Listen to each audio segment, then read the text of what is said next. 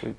All right, what's up, everyone? This is Coach Richardson. I'm here with Becoming Uncommon. This is where we explore all the different paths and journeys that leaders and former athletes take to be able to meet their career goals and dreams. As we've always been talking about, to be able to get to that finish line, it's never a straight line, and there's a lot of bumps and twists and turns and all kinds of other things that can happen along the way, but that's all part of the journey. And with me today, I have Chris. Yep. What's up, buddy? How you doing? Good. Yeah. So, I remember you as the Long Beach State athlete. Yeah. And doing big things there. But can we go back and maybe give us a quick update, like some background on, like how you got into sports and how you ended up at Long Beach State? Yeah. So I was mostly a football player growing up. I grew up in South Orange County, San Clemente. And then my dad had me playing football from 6 years old all the way my senior year in high school. And I was tackle football from 6 years old all the way to senior year.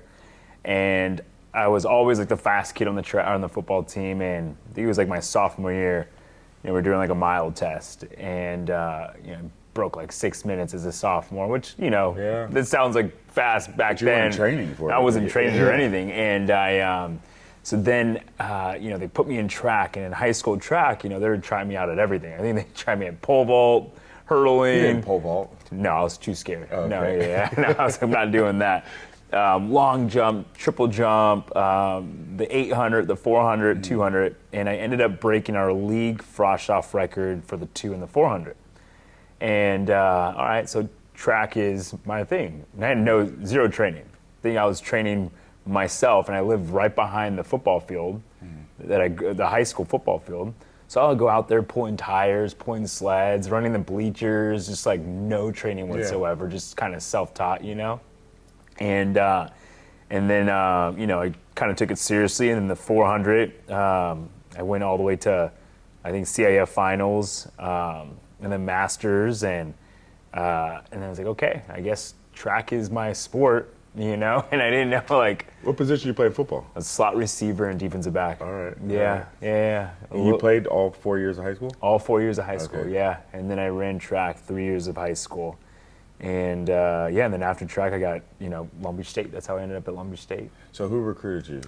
Gosh, Coach Sheen. Sheen. Oh, Yeah. Coach Sheen Yeah. and Andy. And I only had Coach Sheen for I think it was 3 weeks. Yeah, because I know there was a transition with a few. We had 4 sprint coaches, I think, that year. But was Jessica one of them? Jessica, Brent Gray's wife now. Yeah. She was one of them. Coach Meineke was one of them.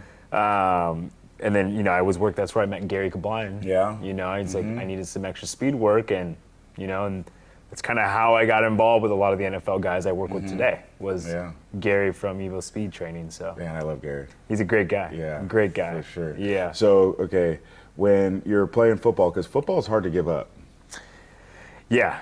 Because when you're in it, it's your. That was my life. It's all consuming. Yeah, that was my life. There's everything else is peripheral. Like football is very narrow. Yeah, it was my life, and I wasn't the best, but I was the hardest working player out there. I remember playing against Mission Viejo, and back then they had Mark Sanchez, and they had the Keegan Grogerty was a big guy back then. The Conrad Rulin brothers. I remember playing defensive back against a 6'7" receiver, and they were picking on me the entire time. But I remember my very first varsity game I had to pick. I think it was my first play as a sophomore varsity. Got in, and I had an interception. No way. Yeah. And they're like, oh, who's this kid? Yeah. But I was never the best. I was never the biggest kid, but I was the fastest. I was always the fastest on the team. Yeah.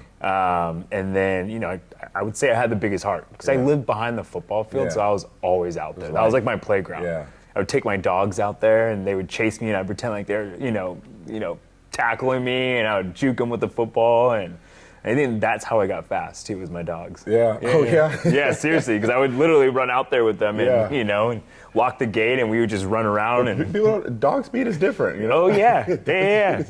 Hey, we had some fun. That's legit. So, At Long Beach State, one of the people I definitely want to bring up, and I have to do it now because I don't want to forget, is Candace Chick. Oh yeah. You know, she was super influential for me because, like, being an introvert, going to Long Beach State, kind of being thrust into some, you know, like going to events and kind of being the face of the program at times and stuff. And, you know, Chick was there and like always pushing me because she, you know, she's so outgoing. She influenced me big time in college. And she's so authentic. Like, I didn't think people like that existed. Yeah.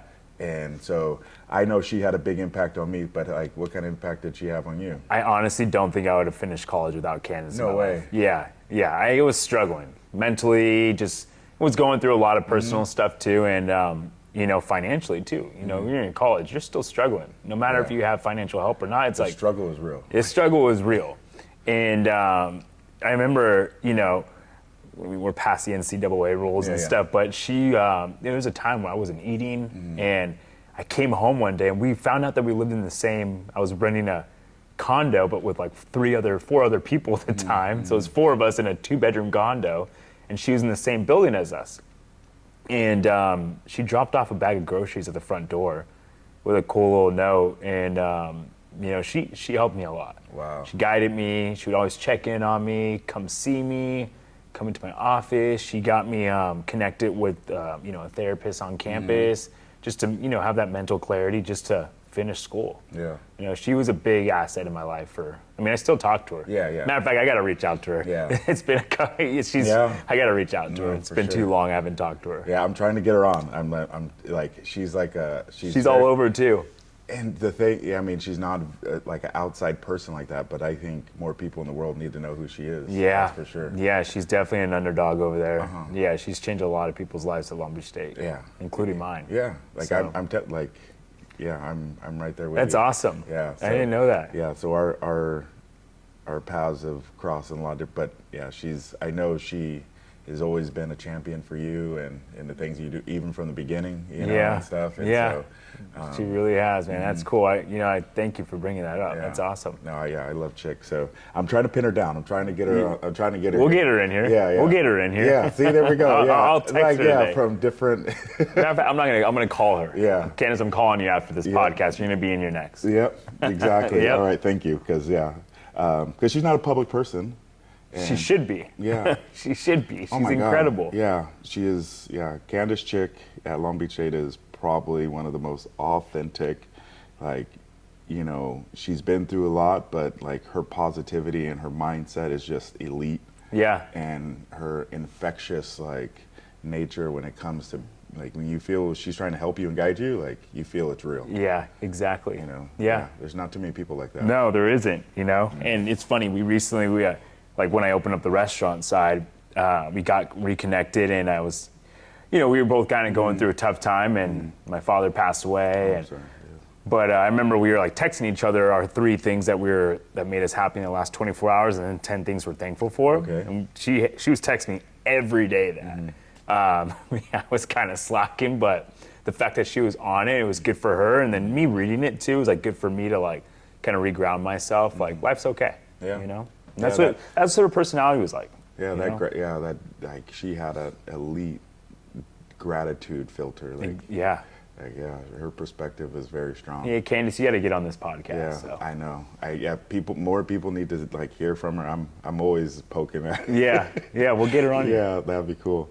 So going back to Long Beach, because for me, in my experience, like being a coach, being in the collegiate realm, like you said, you're struggling, and like I know, like I had like mental health things going on, and like if people were to look at my life at that time, like I had a really nice car, I had a motorcycle, I had a good job, I had a good girl. Like from the outside, it probably looked like I had it going on, but like I had turmoil, I had things I was dealing with, and Candace was a big part of it. Some of the, you know, I had Coach Dave Rada there, and he was a big part of helping me. Oh gosh, I forgot about Coach Rada. Wow, yeah. I was able, like he coached like 2.5 years here. Yeah. And like that was like when he left Long Beach State, was here for like 2.5 years, and like that was like gold for me. Yeah. But like he was a big part of helping me kind of emerge as a young man you know, at that time. And so I know a lot of student athletes deal with things and they think they're the only ones.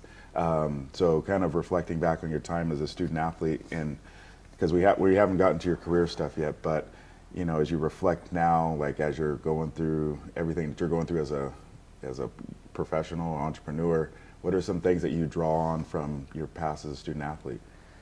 I mean, the problem still exists. You know, like wait, it doesn't get easier? No, it's funny. Like you mentioned, like, you know, he's got the nice car, he's got the career, he's got, you know, all this stuff he's got going for him. But gosh, I'm struggling still. You know, there's bigger problems. I feel like the older you get, the bigger your problems become. I think you just learn how to adapt and learn to really pivot.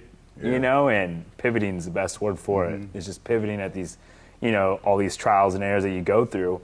But yeah, sometimes I'm like, shoot, am I struggling now more than I was in college? You know, because it's a lot of work. Life as an adult it's extremely hard, mentally, physically, you know, emotionally. I mean, I got to check myself sometimes, you know, because it's a lot of work, you know, and I'm constantly finding myself to be available for other people, and sometimes it's more for other people than myself. I'm trying to find that balance right now because, you know, we're really busy. I'm doing a lot. So, you know, and not just my employees, but my customers, future customers, you know, city stuff, state stuff, like just all kinds of things I'm working on. And but being an athlete, you know, I was just at Long Beach State this week actually for a career day thing for the student athletes, right? And they invited me there. It was in the pyramid. I think I saw a picture of that. Yeah, there was it was me. There was they had Long Beach Fire there, Long Beach Police. They had the new Long Beach Professional Baseball Club had a booth there. FIFA had a representative there, and you know, the student athletes. We don't know what we really wanted to do after college, you know, and we all think we're going pro, but let's face it, track. We're not really going pro, you know. It's like it's tough, you know, and you know, all those sports and all those kids I talked to is like, wow, they reminded me so much of myself. They didn't know what they wanted to do, you know. An amazing athlete. And I told them, look, you already have separated yourself from a majority of the population out there. You're an athlete. Most companies would love to have an athlete work for them. You know, it's just you have a different mentality, you have a different drive. You are able to overcome things that the normal person can't overcome. You know, like our training is other people's punishment. Yeah. You know, and if you just tell yourself like you're a badass when you're in a room, if you're going in for an interview as an athlete, I mean, I feel like I can work for any company. I may not know what it is or what to do, but I'll figure it out and I'll make it work. If I got to stay up late, be the first one in there, it's just the same mentality as an athlete. It really is. So. Yeah, and that's a different level of like grit, right? Like you kind of have to have because if you don't do it, like you get like feedback right away. You either don't get to play or you get beat in races or like if you don't put it in, the result is the result. And your skin's thick too. You know, I mean, come on, like who else is out there running 2200s, you know, at 26 seconds, throwing up and people talking crap to you, and it's a different mentality, you know, and and I tell people all the time, you being an athlete just separates yourself from everybody else in that room. Okay, so Chris, graduating from high school, you probably went in Long Beach State. They asked you, what do you want to study? And you said this and this. Like, what was your career goals coming out of high school before you got to Long Beach? You know, it was crazy. I bounced from all over, but I wanted to do something like interior design. Okay. Yeah. I saw the Christmas decorations coming up. Yeah, I saw a little bit of that coming out. Yeah, I love doing like, you know, just dealing with like interior design work and couldn't really do that. You know, like some of my teammates were, you know, back in the day making fun of me. And so, you know, I pivoted, made a different choice to become a communications major. And I'm like, no, I don't want to be a comm major, you know, and then I became a sociology major, transferred to the sociology department, focused on like juvenile delinquency and all these social learning theories and stuff. And and then that's what I graduated with, and a minor in criminology. Okay. Yeah. Interesting. Yeah. And so, all right, now you're entrepreneur. Yeah. And so, what is your current career, or what are you doing now, business-wise? So I started this 10 years ago, but I started a meal prep company out of my kitchen. I was sharing a place like 4 other people, and out of college again, still struggling, you know, and I remember that. I remember the beginning days. Those were crazy days, and you know, I was prepping for people in the kitchen and no culinary background. It was just a way of life to get by because I was struggling. Car repossessions, couldn't pay my phone bill, couldn't pay the rent, and we progressively just kept getting bigger and bigger, and I got into my first restaurant kitchen, and I would bartend for free, collect tips in exchange to use their kitchen at night. So I would work from 10 a.m. to about like 8 p.m. and then use a kitchen from like 8 p.m. to, like sometimes 3, 4, 5 in the morning, 6 in the morning. The busier I got, the later I would stay, or till the early morning. And then the owner would roll up in his Escalade, and I would take his Escalade and go out and do deliveries. Yeah, so that was my life for like 4 years, just crazy grind work. And then this wedding venue approached me, and this is right when COVID hit, because I remember I just was taking over this restaurant kitchen because they were shut down because of COVID. And we were crushing it. And I remember I had a staff, and I was just paying them cash, just these guys had no work. It's COVID. And we were working with like the LA Kings, every team that played the Kings, the Chargers, the Raiders, people that were focused on buffet and they couldn't do buffet anymore because of COVID. We personalized like box meals. So COVID was like a blessing for me. And we were doing so well that I was doing things with like the Boys and Girls Club. We would like make 300 meals and pass them out. They would roll up like a drive-through to the restaurant. We would just pass them, to the students or parents that needed meals. And so the owner of the restaurant's like, Chris, what are you going to do when we open back up? Like, cause you have my whole entire kitchen, you have my staff, and you pretty much have like your own, like you got to figure this out now. You've done something, and you're right. So then I started looking around, and I found this wedding venue, and it was sound too good to be true, but I wouldn't touch the kitchen at all. It'd be the first time I wouldn't touch the food, no packaging. They would do it all for me. The only thing I would have to do is just bag it and deliver it. And we were there for a good almost 2 years, and quality was like on and off. I'm all about quality control, and very hands-on. I think that's like artistic side of me, is like how things look, plate placement, all that stuff means so much to me. And certain things happen, and I was like, you know what, this isn't for me. I need to be on my own. I need my own space now. It's time. And so I've got a realtor, and Berlin Bistro, which is in downtown Long Beach. She was a staple in downtown. They were there for 15 years, and she wanted to close down, and we made an offer. So I was originally going to just blow out this kitchen, just make a big commercial kitchen, hit permit issues, and pivot again. So I was like, okay, can't do a commercial kitchen, so let's do a healthy eatery, one-stop shop. You can come in, get the meal prep from our grab-and-go fridge, still order online. We'll serve coffee, juices, smoothies. We'll have a clean, healthy dine-in menu. I have no experience of running a restaurant whatsoever, but again, I firmly believe that you can put me in anything and I'll figure it out, and I will work my way up to be the best at it. Like, I just have that mentality, and first year was a struggle. Okay. Second year struggle, but we're picking it up. I'm in my third year there, still a struggle, but we're doing really well. We're got a lot of deals working with sports teams, featured deals working on right now. We're still doing the meal prep. Some of the contracts we're working on are 10 years ago. I would never even think, I'd be speaking to an executive for the LA Kings or AEG or the Lakers or whatever it is, and it's just constant pivoting. We're constantly growing. There's constant speed bumps. And again, I feel like the problems I have today are a lot larger than they were in college. It's just, you just learn how to adapt, you know? So you didn't envision it going, like when you stepped into one lane, you're like, oh, it's going to go like this. Did you have a vision of how you thought it was going to go? And then, like you said, you had to pivot and you're like, all right, new vision. I thought it was going to be a commercial kitchen. We're just going to continue the online meal prep ordering, and then, that's when I opened up I think we created the restaurant menu like 2 weeks prior to opening the doors. No I way. mean, yeah, it was bland bones in there, like just cold. It was cold in there because there's like nothing in there. I'm like, we're opening up, you know. I found a coffee place, and you know, we put a coffee machine in there, and I had no coffee background. I'm like, no, I think I drink Starbucks every day prior to me having my own coffee, and now I can't even touch Starbucks. It's disgusting, you know. It's like I'm a coffee fiend now, you know, and just.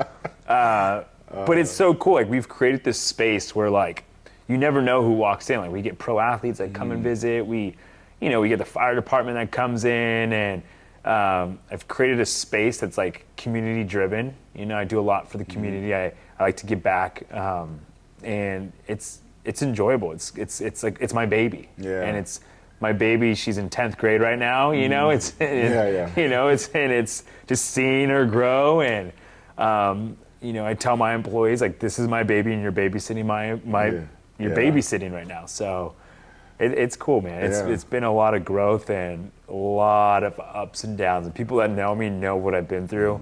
I'm still going through stuff. You know, I cry every day sometimes. You know, it's an emotional roller coaster. So so you're a baby. So how'd you come up with the name RightMealz?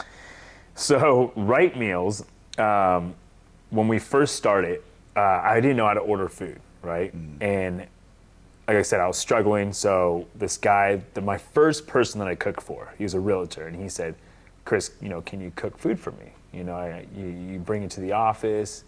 And I remember I was working from home because my car got repoed and I couldn't drive to Diamond Bar. And so I was staying at a house in Signal Hill, and he Venmoed me some money. I had a negative like 40 something in my account. And I walked down the traffic circle to the Ralph's down there, and I think I got like broccoli, potatoes, and some chicken. Cooked some food for him, and it looked like dog food. Ubered up there, right? And I couldn't get an Uber back, and so I had to use the phone at the office because I couldn't even use my phone unless I was on Wi-Fi because I couldn't pay my bill. And so I called my buddy to get me an Uber back, and he got me an Uber back. And I get on Wi-Fi, and I had all these notifications from Facebook, and he posted that photo. And that photo changed my life. You know, all these people who were commenting, hey, can you make food for me? Can you make food for me? And I didn't know how to charge it. I didn't know how to buy food for it. So people were Venmo me, and I would go to the store, and I would have all this leftover food after cooking like 5 or 10 meals. And so, okay, I came up with this idea. Why don't I package this up, and we'll go take it to downtown and pass it out to homeless people? And that's when I came up with RightMealz, nourish your body, feed your soul. So you're not only supporting me, but we're doing stuff for the community as well. That's why anything I do is just community driven, you know? Wow. Yeah, so nourish your body, feed your soul, that's our slogan.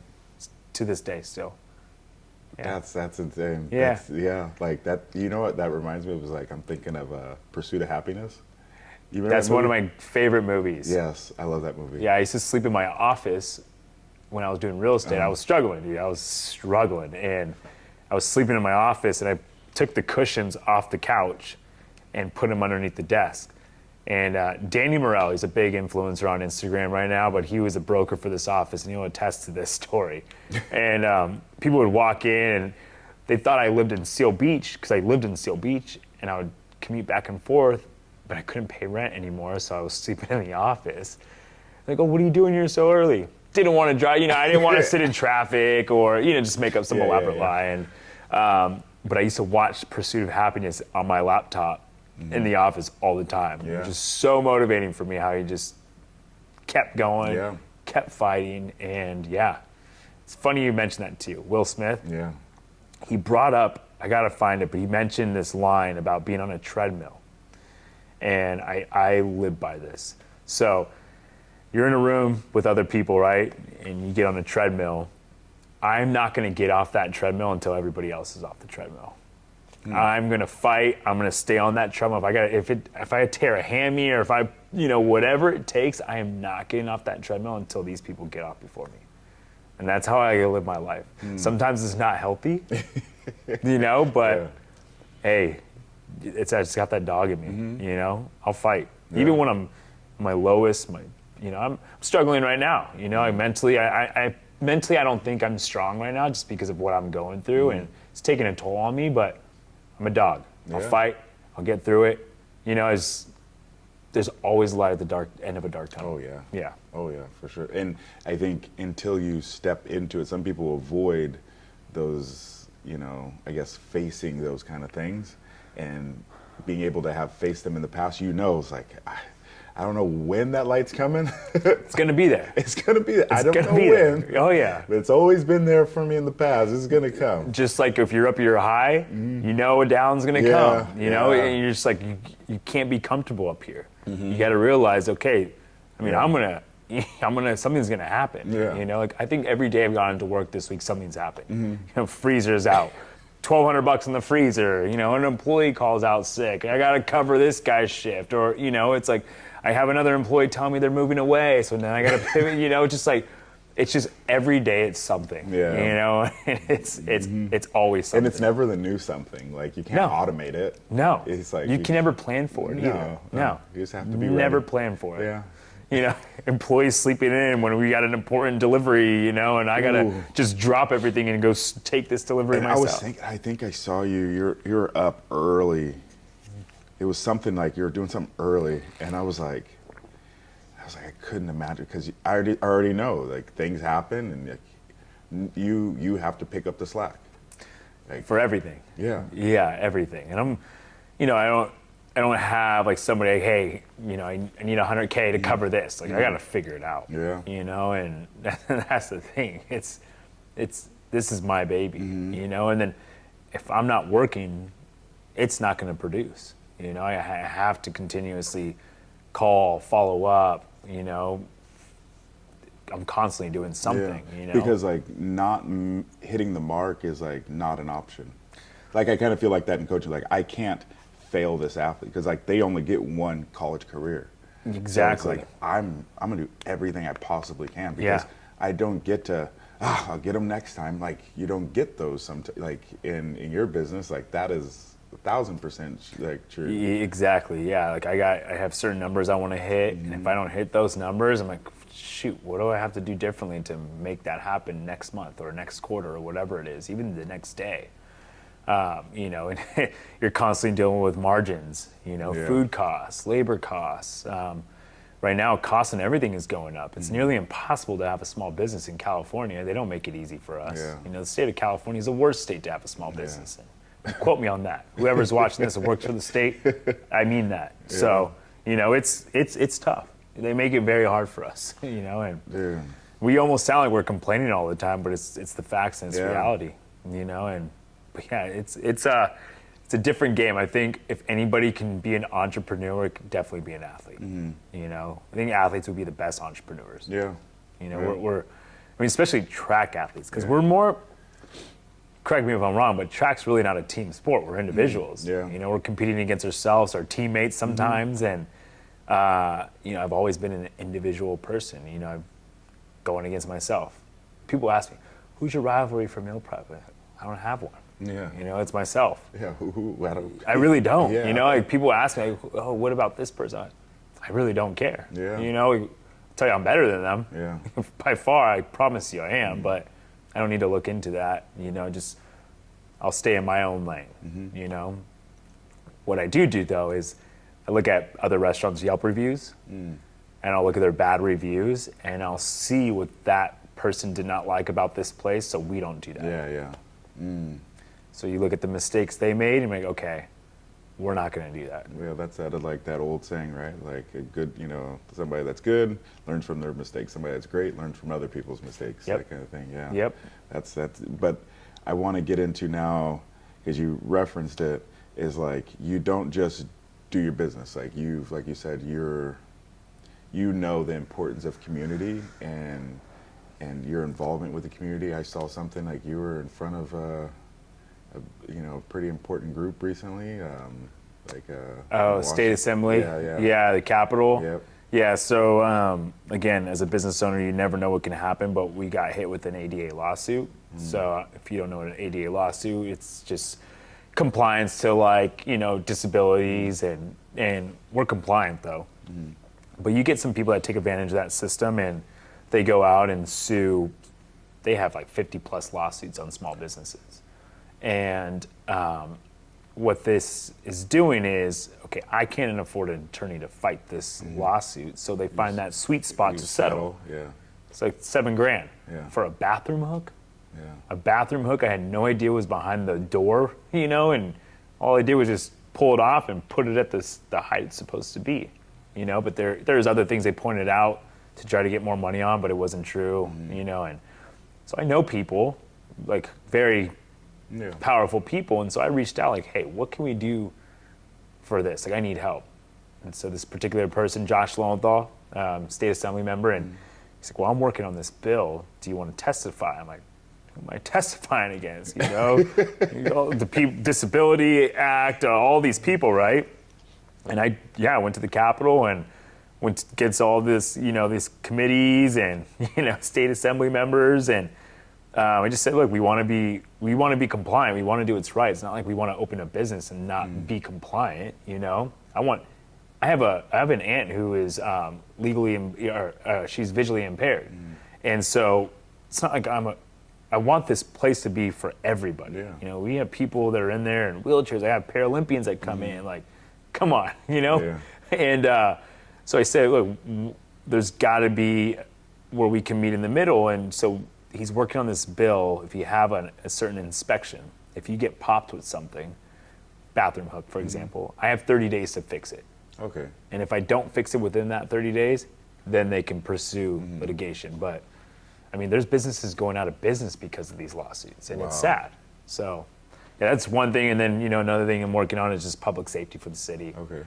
Dealing with, drug paraphernalia and open, space, and trying to clean it up. We're trying to make it safe, not only for our residences, small businesses, but then also we're a big tourist attraction. Long Beach is a huge tourist attraction. We're going to be a bigger tourist attraction with the LA Olympics coming up. Yeah. Even FIFA. Yeah. FIFA, there's going to be a World Cup, ton of people here, and Insane. so it's another thing I'm working on. And then we do a lot of stuff for we do the run and plunge events. So I do like toy drives. The fires I did. The fires was insane. It put me in the hospital for how much we did there. I got diagnosed with rhabdomyolysis. Yeah. No way. Yeah. It was overexertion of my body, and rhabdo is. Yeah. It's rare to get. No way. Yeah. So, and funny thing is, I was actually in the hospital Monday for the same thing, just overexertion of my body. Yeah, going too hard. Oh man. Yeah. So during the fires, I think we organized. I think it was like 28 U-Haul trucks of supplies, 7,000 sandwiches. I did. We created little locations in certain spots where people can come and grab supplies. I took all of Pasadena's men's and women's soccer team to the Copa National game. I saw that. Yeah. We did a lot for the fires, and we're still doing stuff too. December 7th, we have a run and plunge, partnering up with the LA Kings at RightMealz, and all the runners show up. Long Beach Fire will be there with their big toy trailer, and we're loading that trailer up with all these toys. So, yeah, doing a lot, and they're taking those toys. Half of them are staying in Long Beach, and the other half we're taking to Altadena. Okay. So, yeah. Wow. So where do you get that from? Because that's you even going back to when you're kind of your origin story. You had this sense of wanting to help the community, even though you needed help. You're like, I know I need to do more. I know I need to give back. It seems like there's this infectious need and desire to support and give back. Where does that come from? I think it's a couple things. It's my love language is giving back, Right. And then also I've had so many people help me to get where I'm at today. I get emotional even talking about it, but I think some of the things I've been through, the couches that people gave me, cars that people let me borrow just to get deliveries. I'm getting emotional just thinking about it. A lot of people helped me get where I'm at today, and I just feel like the only way to repay that is just to give back to those who are in need too. Yeah. So. Yeah, because you do it. I've watched you do it for a long time, and it is like you do it. Like sometimes, you know, you've seen this. People not be genuine what they're giving. They do it for the clout or for this or for that. Like you do it just. I do it every day. Yeah. You know, and I don't. Gosh, it would feel terrible to post everything I do every day. You know, it's like little things. You know, just kids walking by. You know, coming by. Like, there's this one kid. He used to come in to the shop. Me, yo, can I get a water? I'm like, no. Don't ask like that, you know, like shake my hand, or come in here and say, can I please have a water? And so this kid would come by every day. And so I would give him like food because he wouldn't eat at school. And I would ask him like, okay, you got to tell me one thing you learned today at school. So we did this for a long time. And then he was like failing at math. Like, go ask your teacher what you can do for extra credit. Ask your teacher what you can do. So we did, passed his math class. And this kid his name was RJ, and like a stud kid. Like he should have been an athlete, but I don't think he had enough money resources to play sports. And I didn't want to step over those boundaries, you know, because I do remember the mom was a little upset that, you know, I gave him a basketball from the tree when we had our Christmas tree last year, and so I just knew what boundaries not to step over. And it's not my place, but God, I'm like, dude, if I put you in sports, man, you're a stud, dude. He was 12 years old and taller than me, you know? And, but just like little things like that, you know, I just, people have done for me in my past to help me get to where I'm at today, you know? Like, if I was a millionaire, I'd probably be broke because I'd be giving people, you know, so I'd be helping people out left and right, you know? And I'm a big dog lover too, so I love, you know, rescue, foster dogs, you know? And how many dogs do you have? 3. You have 3? Yeah, and they're all rescues. One, we just got this guy. This guy just tied up a dog to my my shop and left him. No. Yeah, so now we have him. He's that's the RightMealz dog. He's crazy, but yeah, you know. No way. Yeah, he's a great dog. German Shepherd, Malinois mix, I think, and yeah. That's a lot of energy. I mean, crazy energy.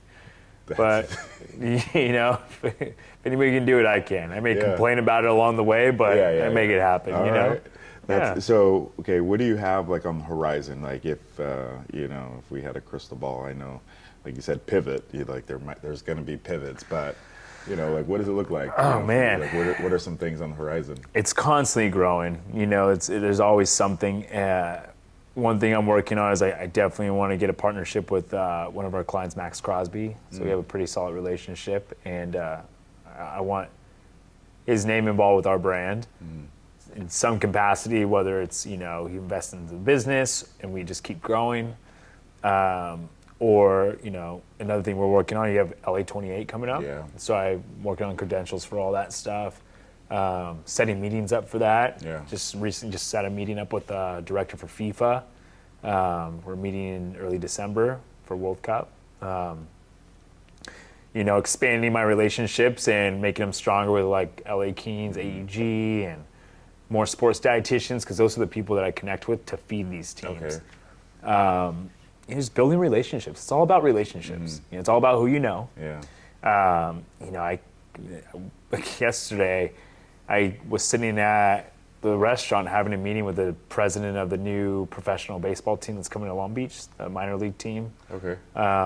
Is it going to be at Blair Field? Yeah, they'll be at Blair. Yeah. But, you know, just sitting there and mentioning that I know the vice president of SoFi events, and, you know, just like, it was just, it's all about who you know in this industry, you know, and like, don't look at me down here because I am up here, you know, like I may not be up here, but I'm up here, you know, I'm at your level. I can compete with you. I can work with you. I can provide for you. I can, you know, produce for you guys. Yeah. We know what you need. I'll make it happen, you know? So, yeah, it's just constantly growing. We're looking at maybe possibly opening up another location in Vegas or Nashville. Okay. Because I have connections in both those places. So. Interesting. Yeah, it's a lot. Yeah. It's a lot to take on. Like some days I'm making a coffee as a barista. And, you know, next thing I'm working on a contract. We're working on a deal with Red Bull right now. Oh, okay. Yeah, so that's exciting. I've been pursuing that for a year now. And I think we'll have our final call on Wednesday. So built out a website for them so they can directly order directly from this site, simple clicks for their staff and athletes that go and visit the location in Santa Monica. So a lot of stuff. Yeah. And it sounds crazy because when I started getting into some pursuits and things like that, I started a couple businesses and especially during COVID because I was just stir crazy because I couldn't coach, right? Yeah. So I was tapped into that. And it sounds like I'm definitely didn't go through it like you're going through it, but the level of the school of hard knocks, business school that it seems like, because you didn't, your degree wasn't in business. It's you just talk about drawing up contracts, being in corporate meetings, talk about concepts of franchise, so what are some, do you have I guess, what's the word? It's imposter syndrome sometimes, because that's where I felt like when I was talking contracts and having to draw up things and go to certain meetings, especially early on, is I'm I didn't do that business like this, but you're talking business. I think it should be just genuine. It's ask questions, figure it out. Hey, I don't understand that, but give me 24 hours and I'll come back with an answer and I'll have an answer for you. And I will say, because I think I graduated at 2.0. Okay. In college. Right. And C's gets the grade. And I there's certain words that I hear. I'm like, what does that mean? So I'll look real quick. Look it up. Or no, I bet in the business thing, what I've seen is they'll say all these SOPJs and they're all these acronyms. SOPs and RFPs. I just finally knew what an SOP was. I'm 10 years into the business. RFPs. Request for proposals. Just say request for a proposal. Why you got to say all these acronyms? Because then I got to look it up on my phone and look like an idiot. But we all start somewhere. Yeah, for sure. And if you, it's crazy. You're just always adapting, always learning something. I learn something every day in this business. And and it's funny. I go to USC and I talk to one of my buddies' classrooms. And it's a dietetics class, it's a master's program, and they want to either start their own business or whatever. I tell them probably everything that I've in my business, 70% of it they don't teach you in this classroom. It's crazy what you don't learn. Yeah. They don't. There's no school that teaches you how to deal with a homeless man coming at you with a knife, or or I don't know somebody throwing out 60 lawsuits for a bathroom hook, or I don't know, there's just things they don't teach you. I feel like I become a plumber, I become a carpenter, everything. You just pivot and you learn every day. It's pretty fun. So if you for me, I definitely would love if you could any words of advice, maybe something you would tell yourself while you were in college, or that you can share with some current student athletes. Oh man, if I can tell myself back in college, I'd be smart with my finances, save. I didn't save anything in college, especially if you have a scholarship, if you're getting stipend, take some of that money and put it away, I think a lot of us are so worried about what other people think about us and how we dress, what brands we wear. We end up spending thousands of dollars a month on whether it's clothing, whatever it is, going out to fancy dinners. That stuff doesn't mean anything. The brands don't mean anything. Just put it away. Put your money away, save it. That was my biggest mistake, is not saving money. I didn't have anybody, I didn't pull in any inheritance. I didn't have, my dad passed away 2 years ago while I was running the business, and I didn't have a will or anything. It's you got to figure it out on yourself. Don't count on other people. Don't depend on other people. It's you. You are your success. And if you want to run a business and you're depending on other people to help you run that business, you're not going to be successful. So you got to want it yourself. That's it, because that you're standing on it, right? There has to be times where you might be a little unsure. Every day. Right?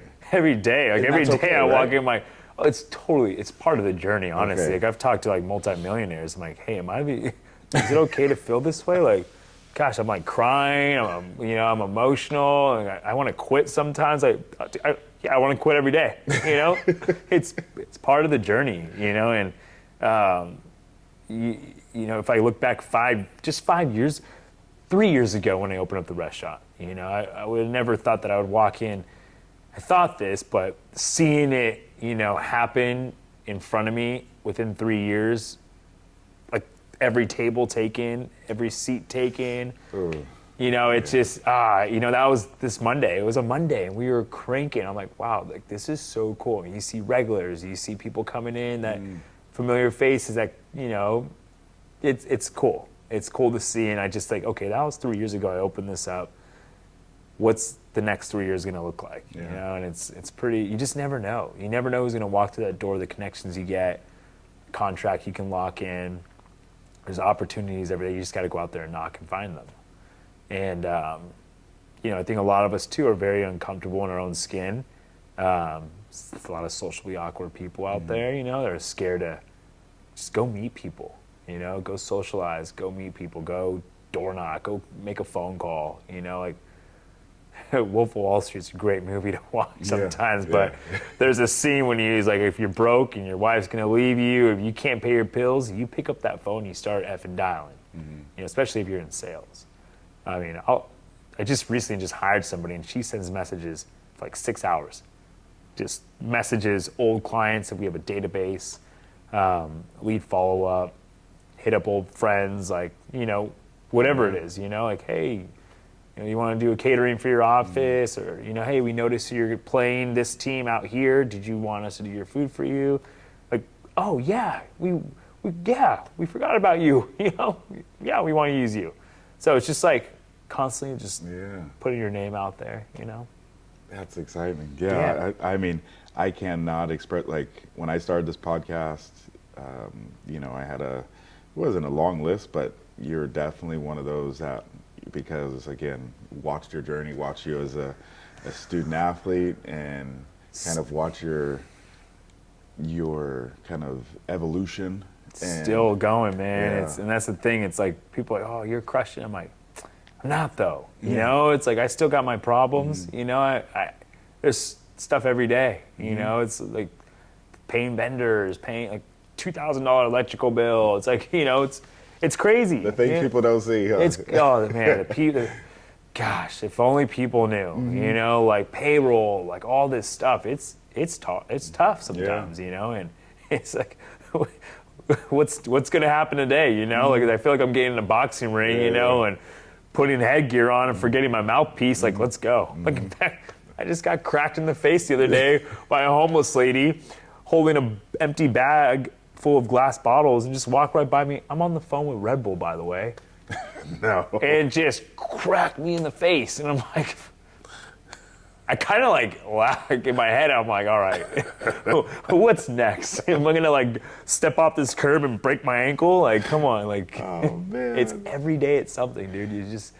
It's like I need bubble wrap going into work, just wrapped around me. The war. It's a war. Yeah. But life's a war every day. Like people like put these facades up on social media, like I'm perfect, I'm living this life from night. No, you're not. Yeah. Just like I'm an open person. If I'm struggling, I'm gonna let you know I'm struggling. I'm struggling. It's a struggle. Life's a struggle, and that's okay. Just don't be a baby about it. Yeah. Back with my word I was gonna use, but don't be a baby. It's okay to cry, brush your knees off, and get back up and go after it, dude. Because no one's gonna make it for you but yourself. Yeah. So, yeah. And it's all worth it. Like I think, whether it goes the way you thought it was gonna go or it doesn't, it might go this way. But like, because if you don't keep the pursuit, if you don't pivot, there's I think the worst thing in life is like regret. Yeah. Like what if, or if I didn't do this, or I should have done that. Yeah. It's like I'd rather do it and mess up, and I never say no. Like there's this one story. So like one of our first contracts we had with an agency for NFL Combine. It was my first group. I think it was like 15 guys. He called me up, and I remember I borrowed my buddy's Audi, Richard Crawford. Okay. took his Audi, and I got a shirt Polo made, and I got a little logo stamped on it real quick, and I got some stickers made for the containers, and I showed up with samples to this office, and I had a contract. This contract, I must have copied and pasted it from I don't know, some law website. Had nothing to do with food. I don't even know. I need to find that because I need to know what I put in that because he signed it and everything. I'm like, sweet, So it was 15 athletes and they're getting 20 meals per athlete for every week for 8 weeks straight. It's a lot of food. It was just me, one man show, using this kitchen restaurant, right? And dude, so he's like, Chris, call me up, we want to work with you. You're the only company that brought me samples, and they're going against Trifecta and some other companies, right? I'm like, oh, cool, yeah. He's like, and it's good. We love your personality. We can tell you have a lot of grit. So, we want to move forward. What's the pricing? I underpriced that so much, dude. Oh my God! Gosh, dude, I didn't even make money on it, but I